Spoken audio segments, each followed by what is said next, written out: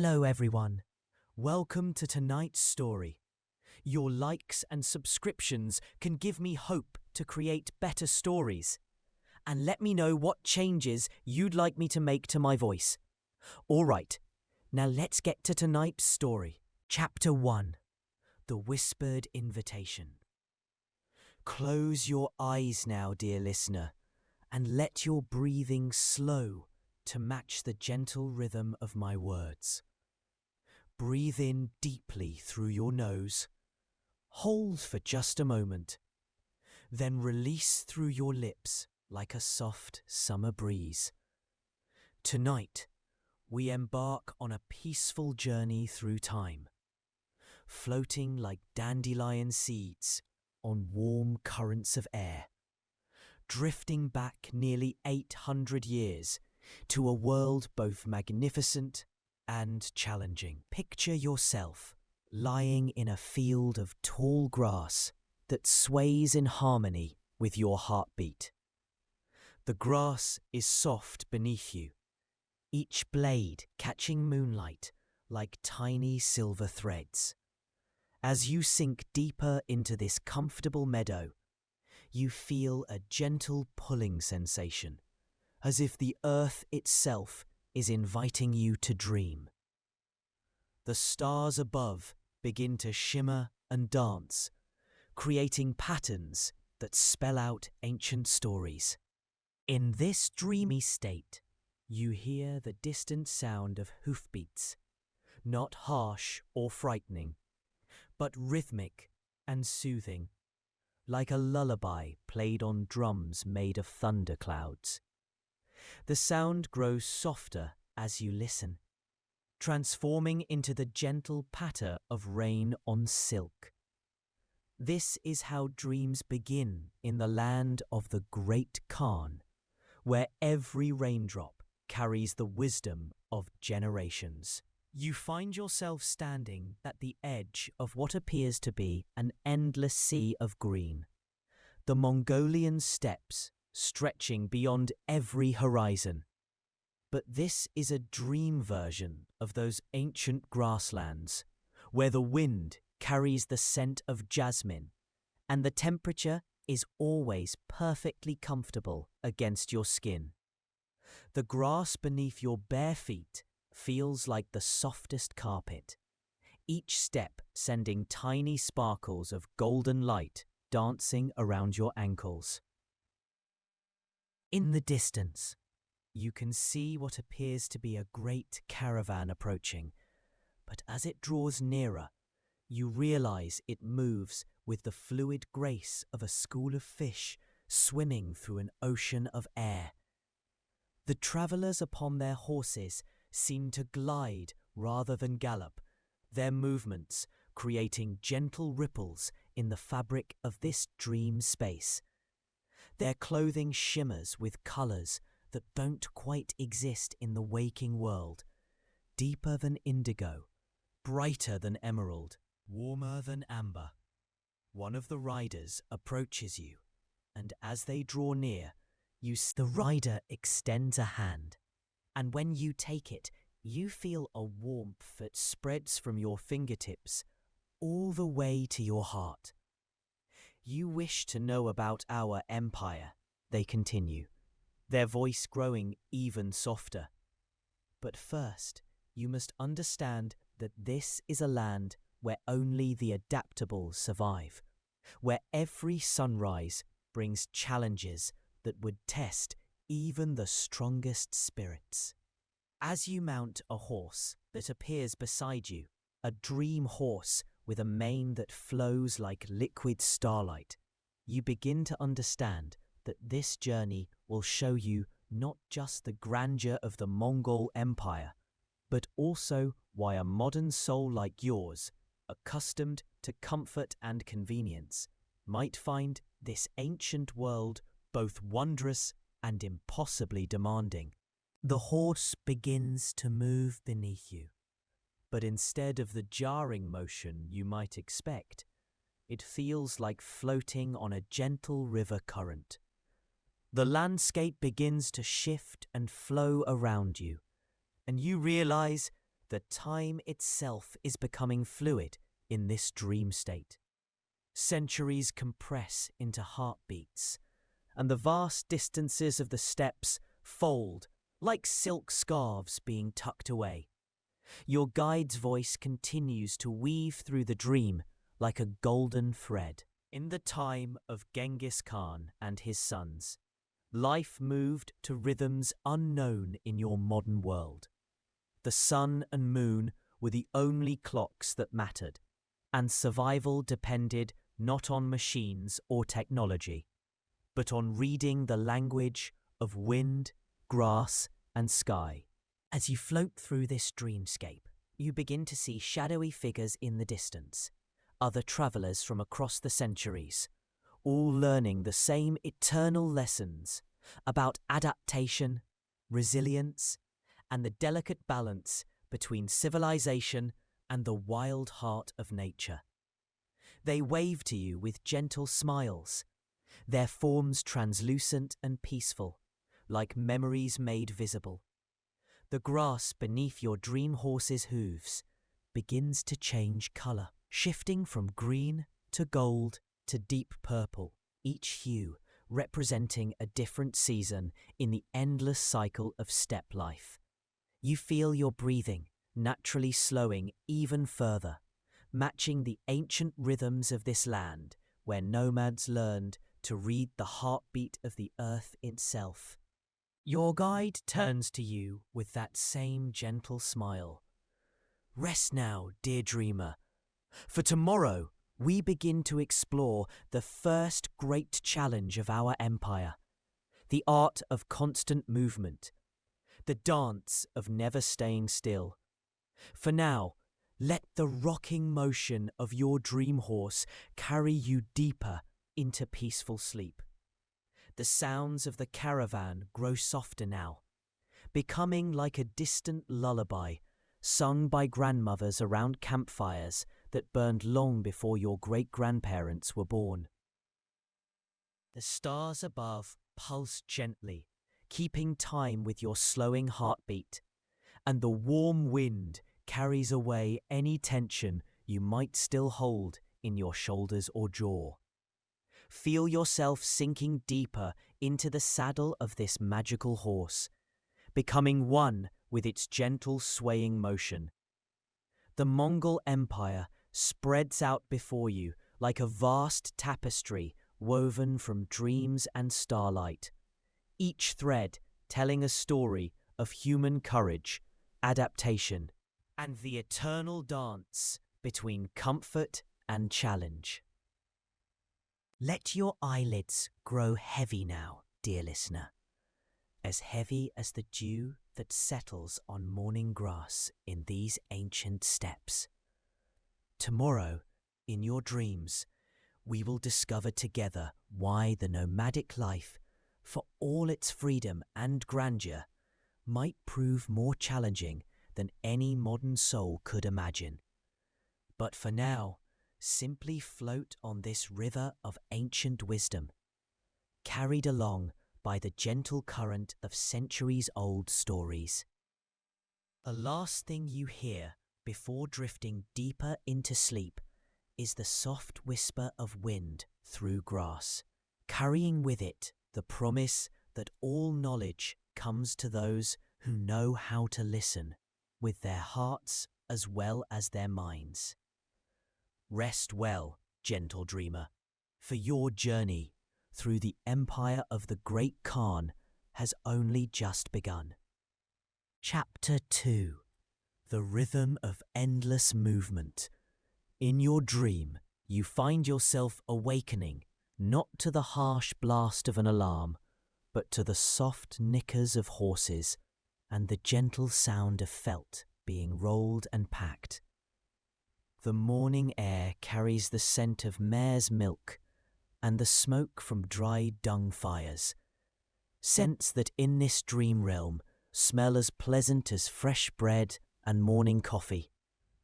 Your guide from the previous night appears beside you. Their movements, fluid and unhurried, despite the bustling activity around you. Good morning, dreamer. they say, with that same water over stones voice. Today, you learn why your modern body and mind might struggle with our most fundamental way of life, the art of never staying still. You look around and see that you're in the midst of breaking camp, but everything happens with dreamlike grace rather than frantic urgency. Men, women, and children work together like dancers who have practiced the same choreography for lifetimes, dismantling gers, those beautiful circular homes, with movements that flow like water finding its course. In your world, your guide explains, as you watch a ger disappear into neat bundles of felt and wood. You have what you call a permanent address. Your sleeping place remains the same each night. Your possessions stay where you left them. But here, in the realm of the Mongol people, home is not a place. It is a portable constellation of family, animals, and traditions that moves across the face of the earth like clouds across the sky. You feel yourself standing. And remarkably, you're not stiff or sore despite sleeping on the ground. In dreams, the body remembers only comfort. But as your guide continues speaking, you begin to understand intellectually what your dream body cannot feel. The reality of living in constant motion. Watch, your guide whispers, and suddenly you can see through the eyes of a 13th century Mongol woman. Through her eyes, you experience the weight of wet felt against your shoulders as you help pack the ger in falling rain. You feel the ache in her lower back from sleeping on thin felt mats laid over uneven ground. You sense her constant alertness to changes in weather, the health of animals, the subtle signs that indicate when it's time to move on. But even as you experience these sensations, they feel distant and manageable in your dream state, like watching a movie about someone else's life. Your guide nods knowingly. Your modern nervous system, dear dreamer, has forgotten the ancient art of reading the subtle signs that governed our ancestors' lives. You have lost the ability to feel coming weather in your bones, to know, by the way grass grows, which direction provides the best grazing.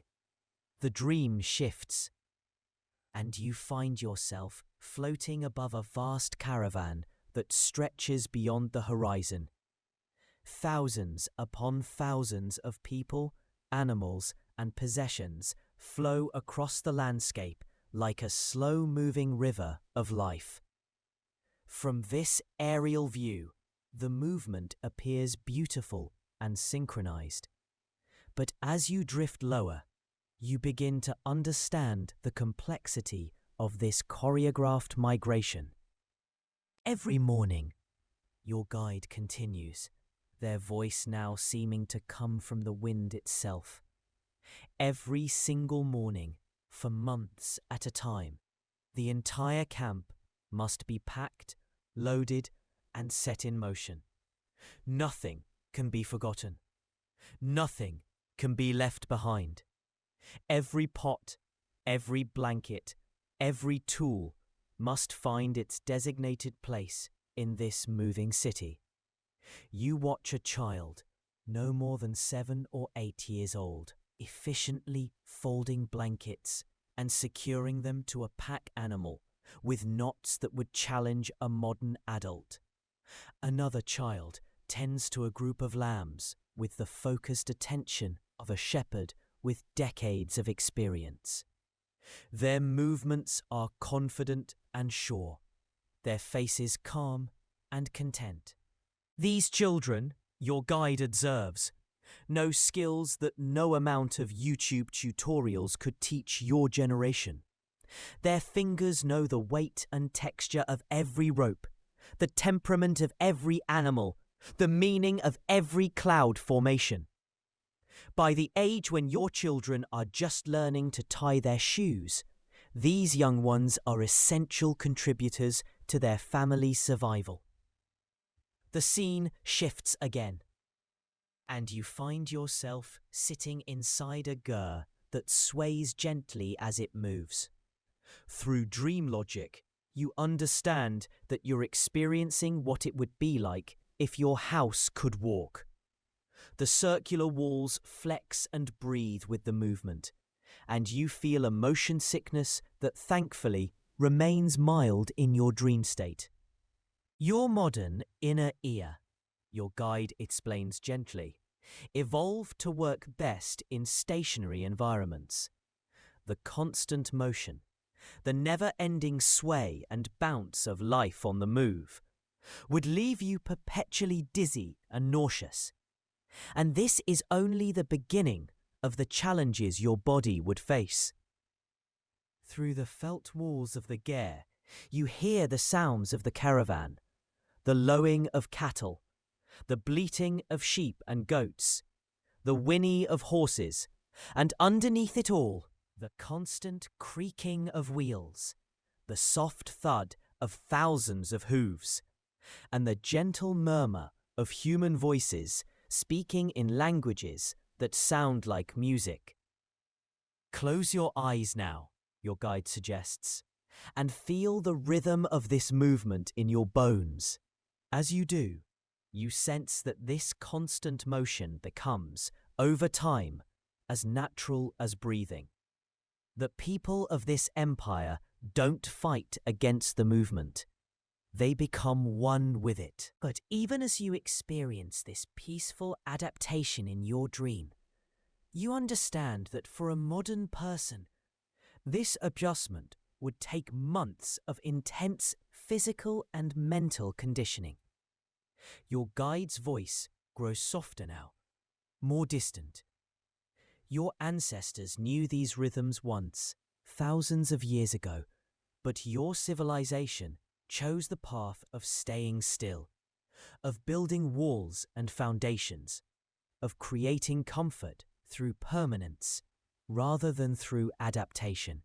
The rocking motion of your dream ger becomes more pronounced now, but instead of making you sick, it begins to feel like being rocked to sleep in a giant cradle. The sounds of the caravan fade to a distant murmur, like ocean waves heard from far away.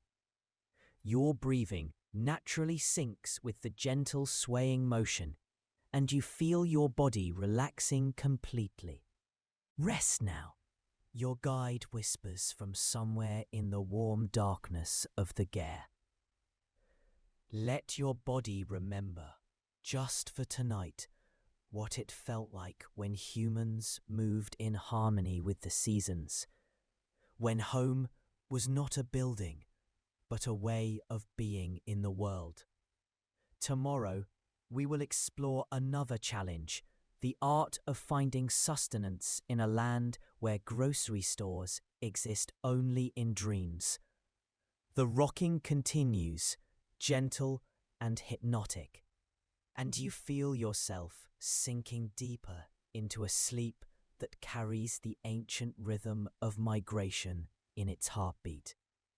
In your dreams within dreams, you see endless grasslands flowing past like a green ocean, and you understand that this movement, this constant adaptation to the changing world, was once humanity's greatest skill. As sleep takes you deeper, you hear the distant sound of someone singing, a Mongol herder's song that speaks of wide skies and open horizons, of the joy found not in arriving somewhere, but in the journey itself.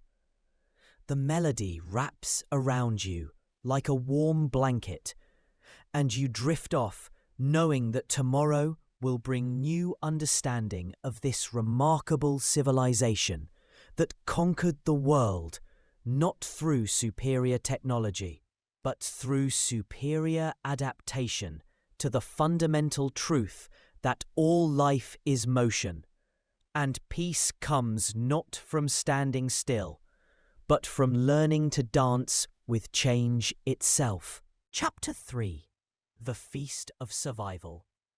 You drift awake in your dream to the sound of gentle lowing and find yourself lying on soft grass beside a herd of animals that seem to shimmer with inner light. Your guide sits nearby, tending a small fire that burns without smoke, its flames dancing in colors that exist only in the realm of dreams. "Good morning, peaceful dreamer," they say, stirring something in a beautifully carved wooden bowl. Today we explore perhaps the most challenging aspect of nomadic life for someone from your time: the art of finding nourishment in a world without supermarkets, without refrigerators, without the safety net of modern food production. The aroma rising from the bowl is complex and unfamiliar, yet somehow comforting in this dream space. Your guide holds it toward you, and you catch scents of fermented milk, dried meat, and something that reminds you of cheese, but sharper, more alive, somehow. "This," your guide says with a gentle smile, "is arag, fermented mare's milk. It sustained warriors who conquered half the known world, provided vitamin C that prevented scurvy during long winters, and carried the essence of the steppe itself. But for your modern palate, accustomed to predictable flavors and sanitized foods, this would be challenging. In your dream state, when you taste the arag, it's pleasant, tangy and refreshing, like the first sip of morning air. But your guide's words help you understand that your waking self might find the reality quite different. Your taste buds have been trained on processed sugars and artificial flavors," they explain softly. "The natural, wild tastes of traditional foods would seem foreign, even harsh, to your modern senses." The scene around you begins to shift and expand, and you find yourself witnessing the daily miracle of survival in the steppes. Women with hands weathered by wind and work milk mares with practiced efficiency, their movements quick and sure as the horses shift and prance. The milk flows white and warm into leather containers, beginning its transformation into the life-sustaining drink that would fuel an empire. "Every drop of liquid here is precious," your guide continues, their voice blending with the soft sounds of milking and the gentle conversations of the herders. "In your world, you turn a handle and clean water flows endlessly. Here, water must be found, carried, protected. Often the fermented milk of animals provides more reliable hydration than the scattered wells and streams of the steppes." You watch as an elderly man demonstrates the art of making what looks like large, flat crackers from mare's milk. His hands work with the confidence born of decades of practice, but you can sense the knowledge required. Exactly how long to heat the milk, precisely when to add which ingredients, the subtle signs that indicate when the mixture is ready to be formed and dried. "This is arul," your guide explains, dried milk curd that could sustain a warrior for days. But making it requires knowledge passed down through generations, knowledge that lives not in books, but in the fingertips and instincts of people who learned it from their grandmothers, who learned it from their grandmothers' grandmothers. The dream shifts again, and you're observing hunters on horseback. their movements flowing like a dance choreographed by necessity and tradition. They carry bows that seem to bend reality itself, arrows that fly with impossible accuracy. But even in this idealized dream version, you understand the stakes. A missed shot means hunger for the family, weakness for the animals, vulnerability for the entire clan. Your ancestors knew these skills once, your guide says softly. But your civilization chose a different path. You learned to grow food in neat rows, to store grain in permanent structures, to rely on the predictable rather than the wild. This brought great advantages, but also great losses. You find yourself sitting beside a traditional cooking fire, watching meat being prepared in ways that would seem primitive to modern eyes, but represent thousands of years of refined technique. The meat is cut into thin strips and hung to dry in the wind, or wrapped in an animal's stomach and buried in coals, or boiled in the animal's own hide. Methods that use every part of the creature and waste nothing. In your world, your guide observes, food comes packaged in sterile containers, its origins disguised, its connection to living creatures hidden. Here, every meal represents the life of an animal that was known individually, cared for personally, honored in its death and consumption. The dream allows you to experience this differently than your waking mind might. In this peaceful realm, you feel gratitude rather than discomfort at the sight of meat being processed. You understand it as part of the sacred cycle of life, where nothing is wasted and everything has purpose. But your modern stomach, your guide continues with gentle sympathy, accustomed to processed foods and regular meals, would struggle greatly with the diet of the steppes. A high-fat content of traditional foods, necessary for surviving bitter winters and providing energy for constant travel, might make you quite ill. The irregular nature of eating, feast when hunting is good, fast when it is not, would challenge your body's expectations. A group of children approaches, carrying small leather bags filled with what looks like a mixture of dried meat, fat, and berries. They offer some to you, and in your dream state, it tastes like the most nourishing energy bar ever created. But you understand that your modern palate might find the texture strange, the flavor too intense, the very concept of eating raw animal fat deeply unsettling. These children, your guide notes as you watch them play games that teach them to identify edible plants, to read animal tracks, to understand which parts of which creatures provide the most nutrition. Learn food security not from grocery stores or restaurants, but from deep knowledge of the natural world. By adolescence, they could survive alone on the steppes for weeks, knowing exactly what to eat, when to eat it, how to find it. The scene begins to soften now, the edges becoming dreamier and more peaceful. The sounds of food preparation blend into a gentle symphony. The rhythmic chopping of dried meat, the soft splash of milk being poured, the satisfied sounds of animals grazing. Your breathing naturally slows as you absorb the lesson. Your modern world provides incredible food security through systems and technology. Your guide says, their voice growing more distant and soothing. But it has also created a profound disconnection from the sources of nourishment, from the skills of food production, from the deep relationship with the natural world that once sustained all human life.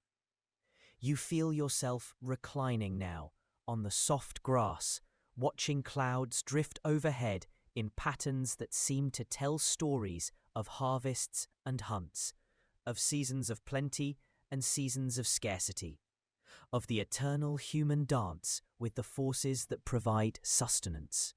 Sleep now, your guide whispers, and dream of the taste of wild berries found after days of searching, of the satisfaction of meat shared around a fire with people you love, of milk still warm from the animal that gave it freely. Tomorrow, we will explore the final challenge, the social bonds that held this empire together, connections deeper than your modern world might imagine possible. As you drift deeper into sleep, you taste phantom flavors on your tongue. The complex notes, the sounds of the herders fade to a distant murmur, like a lullaby sung by the earth itself. And you sleep the deep sleep of those who understand that true wealth lies not in abundance, but in the knowledge of how to find what you need in whatever circumstances arise. Chapter 4. The Bonds That Bind the World. In the deepest part of your dream, you awaken to find yourself in a vast gare that seems to stretch beyond normal dimensions, its felt walls glowing softly with inner warmth.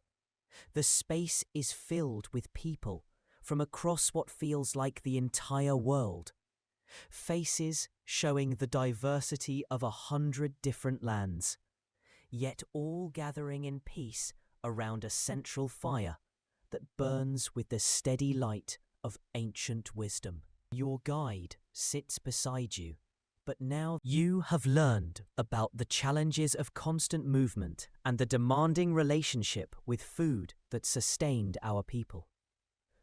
But now you must understand perhaps the most difficult aspect for someone from your individualistic age: the bonds of loyalty, honor, and collective identity that held our empire together across continents and centuries. Around the Great Circle, you begin to notice that people are not sitting randomly, but in carefully arranged groups that seem to pulse with invisible connections. Family clusters blend into tribal affiliations, which expand into military units, which connect to administrative regions, all forming an intricate web of relationships that spans the entire gathering. In your modern world, your guide explains, their voice now seeming to come from the fire itself. Identity is largely individual. You choose your career, your friends, your beliefs, your lifestyle.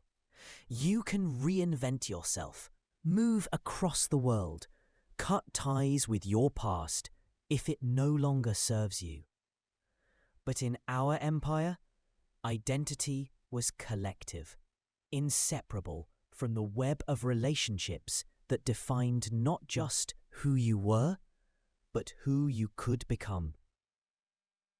You watch as a young warrior approaches an elder, bowing deeply before sitting at the elder's feet.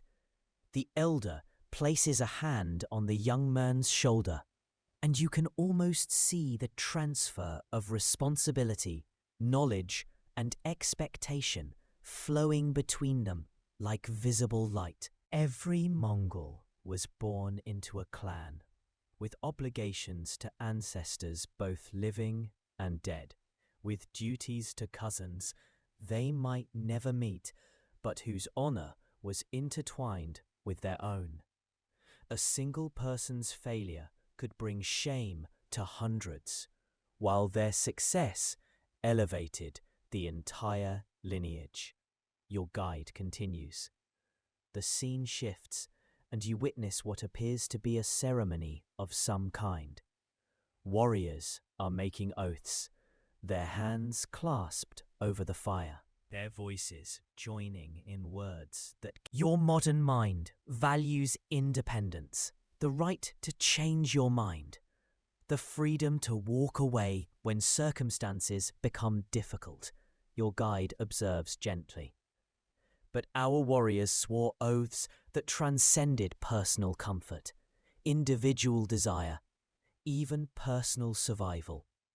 To break such an oath was worse than death. It was spiritual annihilation. Through dream logic, you begin to experience what this felt like from the inside. Suddenly, you sense invisible threads connecting you to every person in this vast gur. Threads of loyalty, obligation, mutual protection, and shared honor. When someone across the circle feels joy, you feel an echo of that joy.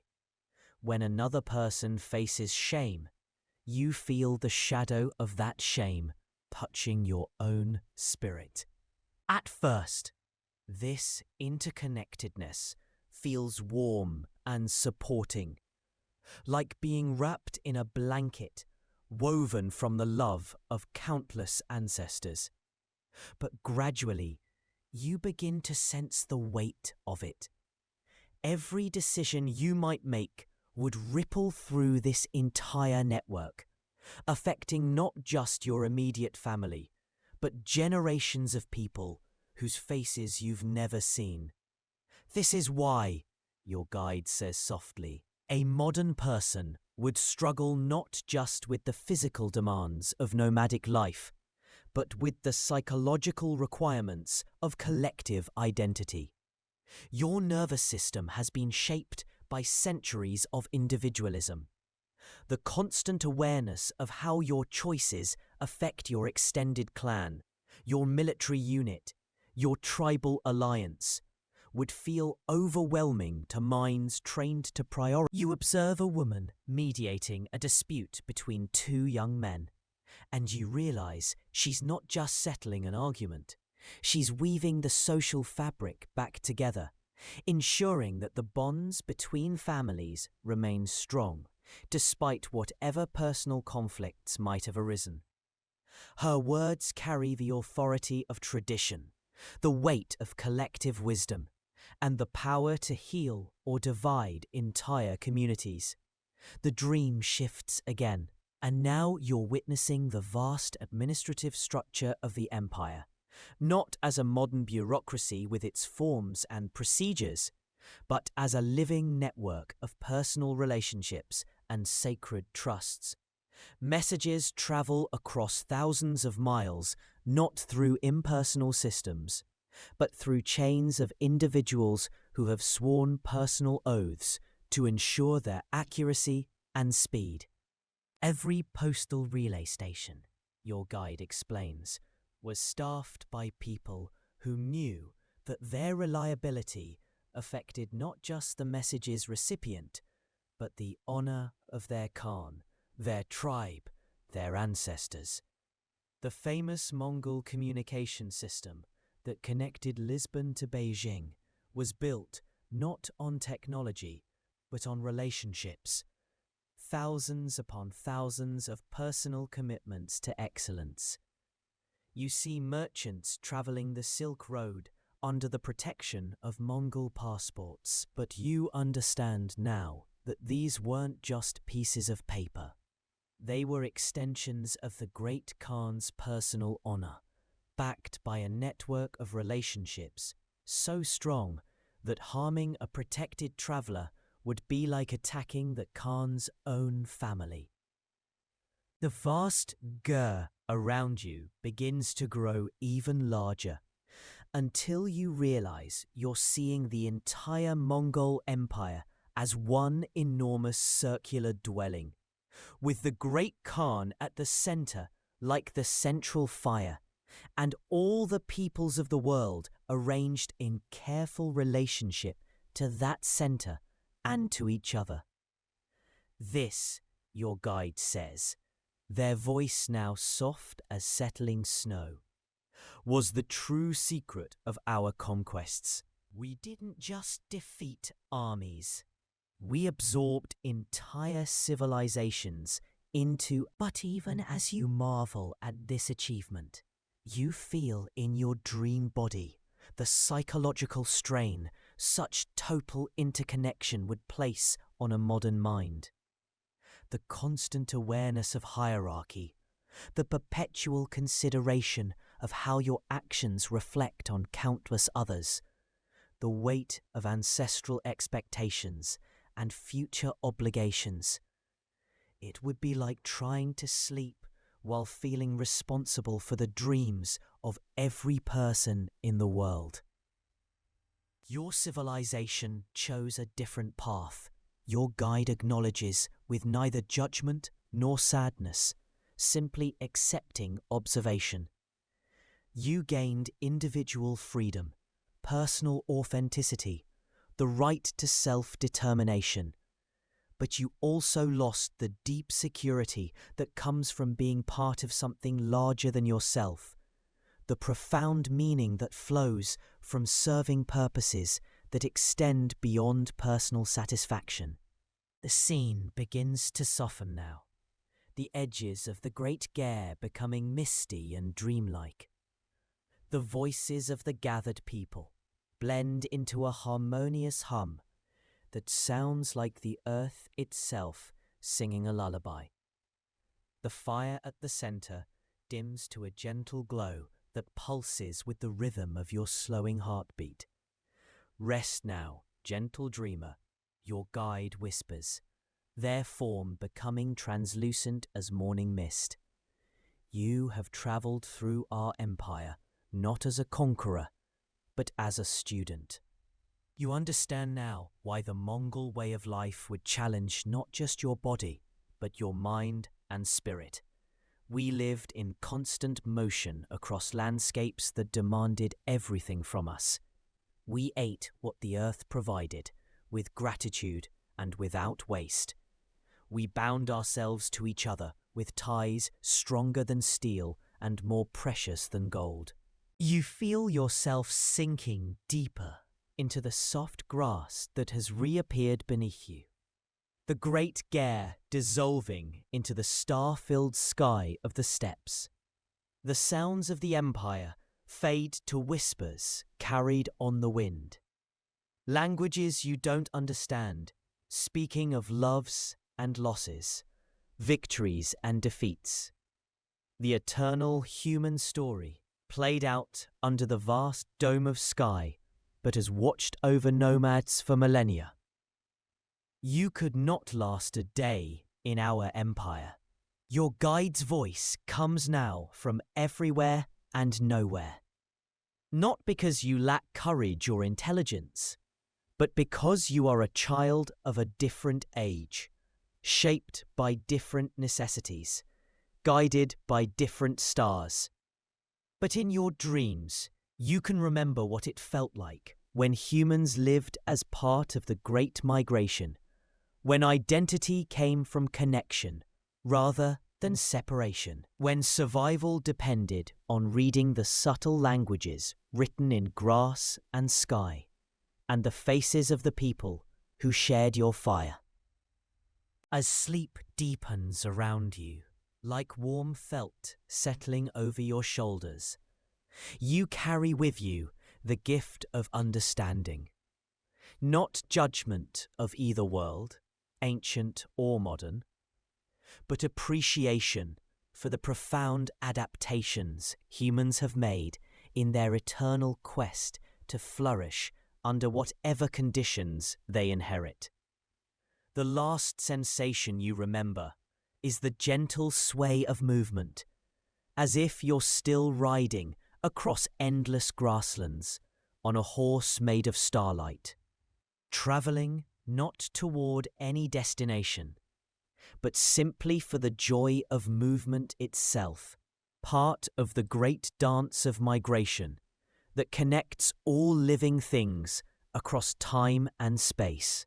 Sleep deeply now, dreamer, cradled by the wisdom of ages, comforted by the understanding that every human story, including your own, is part of the vast tapestry woven by countless ancestors who faced their own challenges with courage, adaptation, and the kind of deep bonds that transcend individual existence and connect us all to the eternal flow of life across the beautiful, demanding earth we all share.